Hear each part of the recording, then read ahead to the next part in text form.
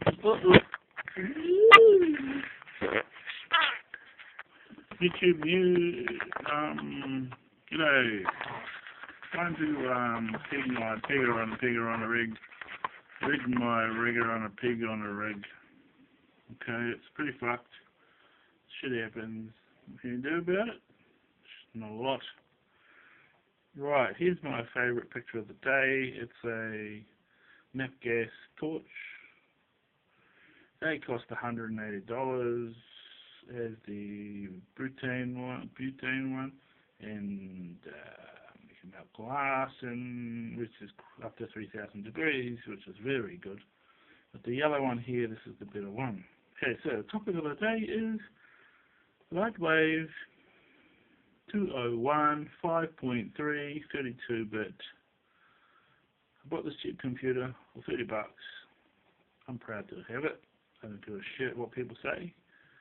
And I'm going to kick ass having a go at it. Okay, so I'm an old school Lightwave person. This is Lightwave 2015, last year's, and it's a free trial. So we've got modeler, and we've got, you can see that modeler. We've also got layout. So modeler is where you build the models with wires and polygons, and start out with points, and then you join those points into lines. Then if you've got 3 or more points, you can make a polygon, and when you make a lot of polygons together, you can poly smooth them, and it goes from a jaggedy object into a smoothened one. And if you make a mirrored object, then you pretty much have the other half of a human's face or half of an object.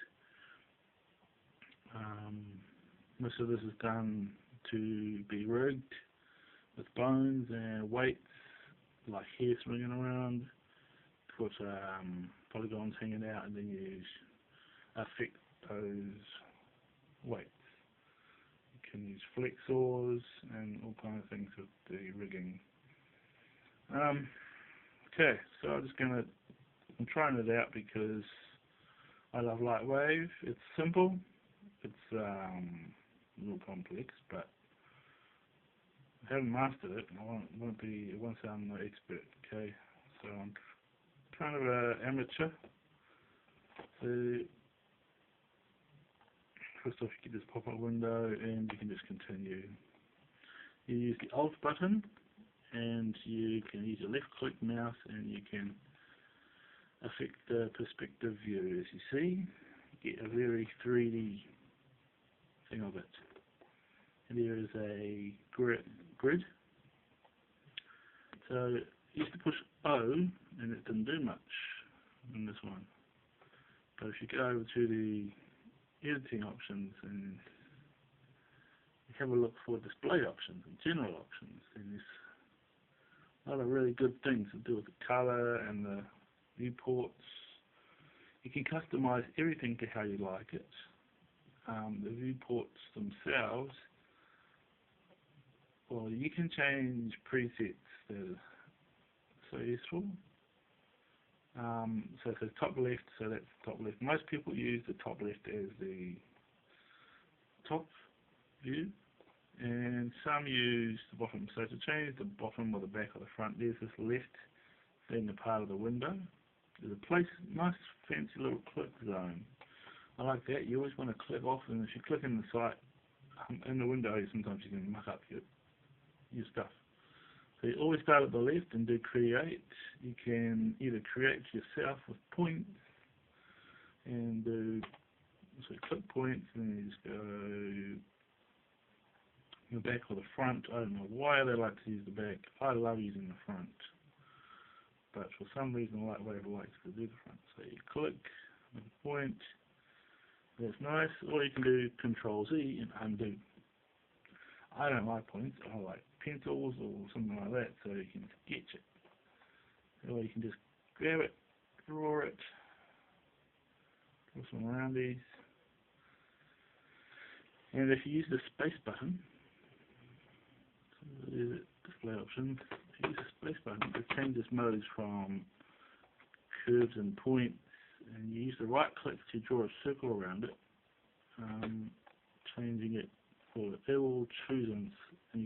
Alt button and the left click, and you can see that I've made the outside of a very bulbous round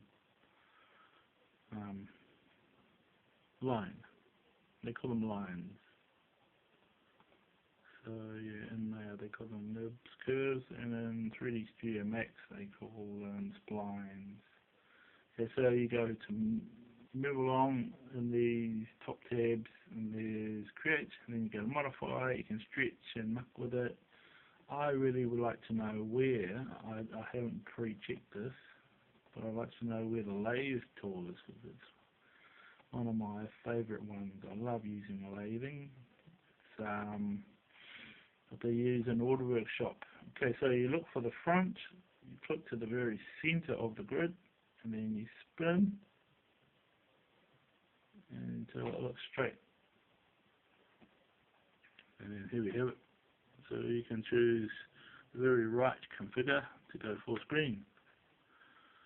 And if you want to see a wireframe, that's nice. I like to see texture wire or just textured. And you can change to perspective to see how it's not showing. So there's this the thing is these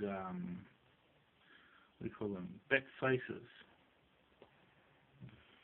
So that's why it's not like it is. So see how I'm still in the tool. To get rid of it, you can push the space bar and go to mouse, come back, point mode, edge mode, poly mode, and back to point mode. And click off the screen, or there's the / which helps you to deselect the mode you're in, because you can keep on influencing the model and its components. Use the shift button. So while you're holding the alt, you can use the left click to spin rotates. If you use alt and then control and left and right with the mouse, this does zooming. If you hold shift, then it does the position moving.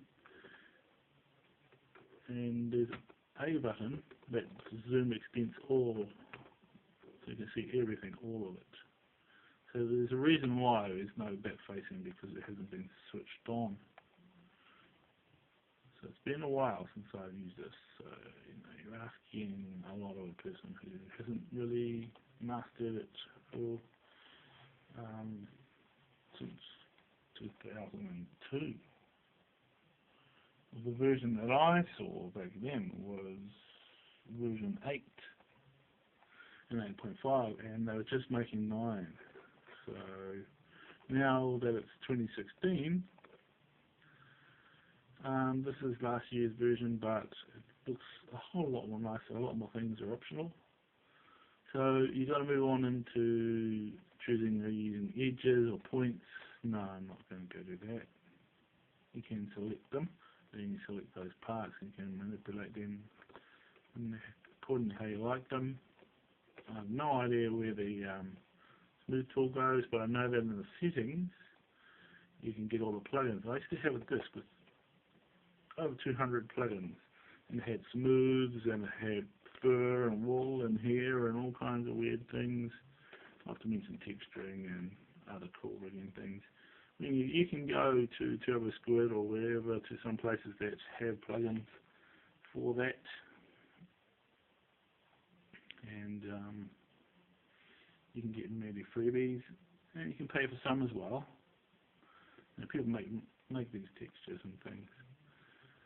So when I was doing it, I used to push G, which doesn't work, or was it A? Okay. One of them, it was Q or something, and they used to put textures in. They used to put a backing texture, and then, so texture is, a bumpy thing, but it colours it in and so forth, and then layer as well.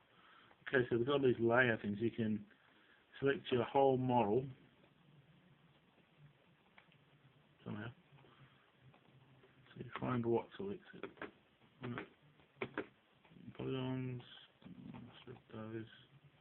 But there's square brackets, and you push the right one, and it selects them all.